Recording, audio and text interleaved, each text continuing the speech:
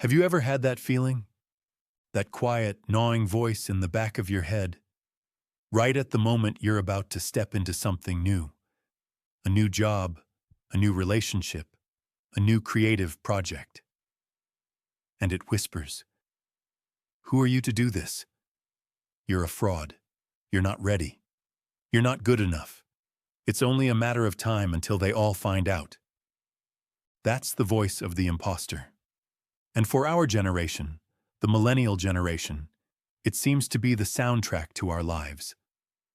We are arguably one of the most educated and informed generations in history, yet we are plagued by a pervasive sense of inadequacy. We scroll through feeds of curated perfection, of people broadcasting their highlight reels, and we feel this immense pressure to have our lives completely figured out, to have a grand, flawless purpose before we even begin. This pressure creates a kind of paralysis.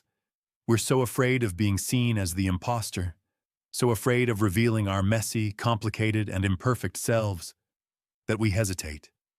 We wait. We put our calling on hold, telling ourselves we'll start when we're finally ready.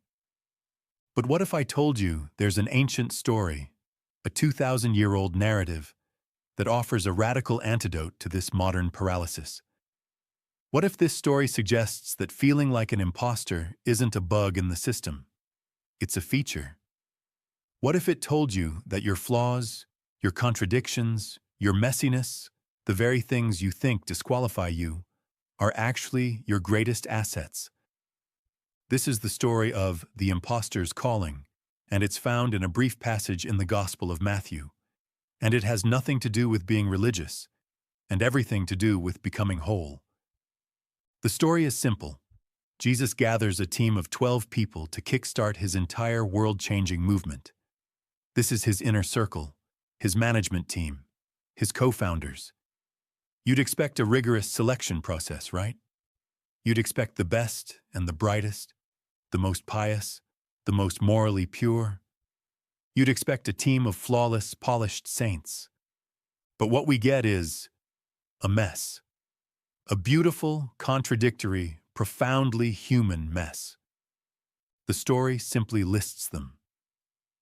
There's Simon, nicknamed Peter, who's impulsive and will famously deny even knowing his teacher. There's James and John, two brothers with such a fiery temper they're called the Sons of Thunder. There's Thomas, who will become the icon of doubt. And then it gets really interesting. On the same team, you have Matthew, a tax collector. Now we have to understand what this meant. A tax collector wasn't just an IRS agent. They were seen as traitors, colluding with the Roman occupiers to exploit their own people. They were the ultimate sellouts. And on the same team, we have Simon the Zealot. The Zealots were radical nationalists, revolutionaries who advocated for the violent overthrow of those very same Roman occupiers. Can you imagine the tension at that first team meeting?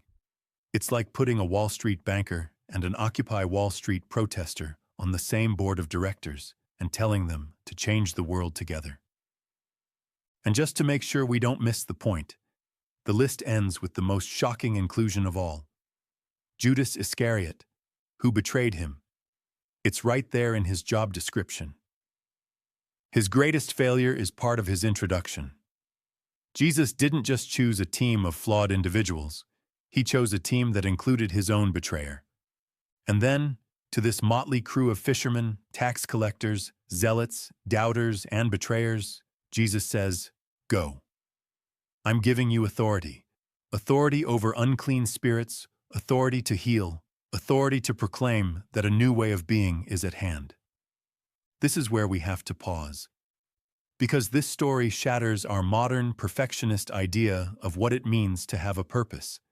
He doesn't say, "Go get your act together, work on your anger issues, resolve your political differences, and for God's sake, Judas, please don't betray me, and then I'll give you a calling."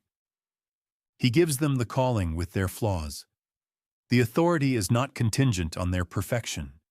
The authority is bestowed upon their messy, conflicted, authentic human selves. This is a story about the power of imperfection. To really understand the depth of what's happening here, we need to look at it through a psychological lens, specifically the lens of the great Swiss psychiatrist Carl Jung. Jung gave us a roadmap for the inner life, a process he called individuation. Individuation is the lifelong journey of becoming your true, whole self. It's not about becoming perfect, it's about becoming complete. Jung said that within every one of us, there is a central, organizing intelligence he called the self. The self is the totality of who you are. Your conscious mind, your unconscious, your light, and your dark. It's the wisest part of you, and its primary job is to call you forward into a more authentic life. In this story, Jesus is a perfect symbol of the self. His summons to the disciples is a metaphor for that inner call we all feel, that pull towards a more meaningful existence, the whisper of our own potential.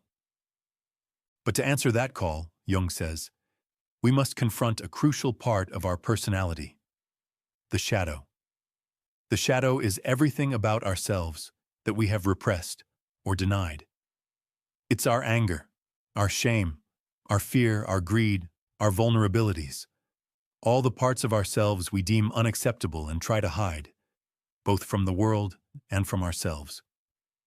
Our culture tells us to get rid of the shadow, to pretend it doesn't exist.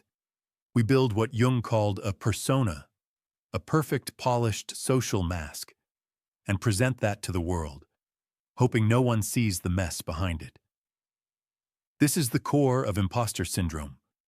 We identify with our shiny persona and live in constant fear that our shadow will be exposed. But Jung's most radical insight was this: you cannot become whole by cutting off half of yourself. The goal is not to destroy the shadow, but to turn and face it, to understand it, and to integrate it. The shadow, Jung taught, contains not just our flaws, but also immense energy, creativity, and undeveloped potential. It's where our power is buried. Now look back at that team of disciples. It is a perfect portrait of an integrated psyche. It's a team of shadows. Matthew the tax collector represents our capacity for greed and social betrayal. Simon the zealot represents our capacity for rage and political extremism. Thomas is our doubt. Peter is our impulsive weakness. And Judas is our capacity for the ultimate betrayal, the part of us that can sabotage our own highest values.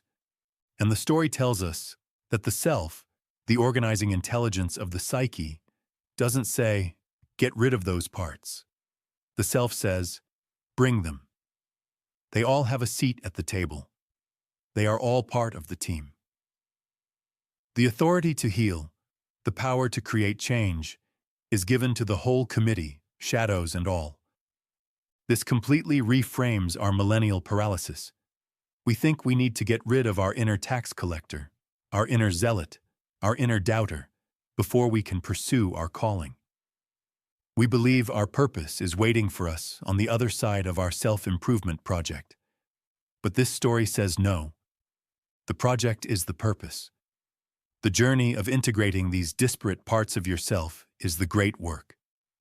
Your authority, your authenticity, your unique power in the world comes not from being flawless, but from being brave enough to embrace your own inner contradictions. The zealot's fire, when integrated, becomes passion for justice. The tax collector's pragmatism, when integrated, becomes the skill to build and organize. The doubter's skepticism, when integrated, becomes the intellectual honesty that keeps the mission grounded in reality. Even Judas's betrayal serves a purpose in the larger narrative, forcing a confrontation that leads to rebirth. Your anxiety isn't a sign that you're broken. It's a sign that you care deeply. Your sensitivity isn't a weakness. It's the source of your empathy. Your restlessness isn't a flaw. It's the engine of your curiosity. The power isn't in getting rid of the shadow. It's in putting it to work for the good of the whole. So what does this mean for us? Right here, right now, staring down our own sense of being an imposter. It means we can stop waiting to be perfect. You can stop waiting until you feel 100% ready, because ready is a myth. You are ready now. You are qualified now. You are called now. You are called with your anxiety, with your messiness, with your history of failures, with your secret doubts and your internal conflicts. The instructions Jesus gives this team are beautifully simple. As you go, make this proclamation: the kingdom of heaven is at hand. From a Jungian perspective, the kingdom of heaven is a symbol for psychological wholeness, for the integration of the self. And notice the instruction: as you go. Not when you arrive. Not when you're perfect. The work happens in the going. The healing happens in the doing. The wholeness is found in the journey itself. Your real calling isn't a destination you arrive at. It is the process of courageously living out your own unique, messy, and magnificent combination of light and shadow. It's about accepting your own inner committee with all its conflicting voices and saying, "Okay, team, we're all in this together. Let's go." The next time you hear that voice, that whisper of the imposter telling you that you are not enough, I want you to remember this story. I want you to see that boardroom table in your own soul, where your inner tax collector is sitting next to your inner zealot. See your doubt and your fear and your passion and your courage all gathered together. And I want you to see the self, the wisest part of you, standing at the head of the table. And it's not pointing a finger and telling you to fix yourself.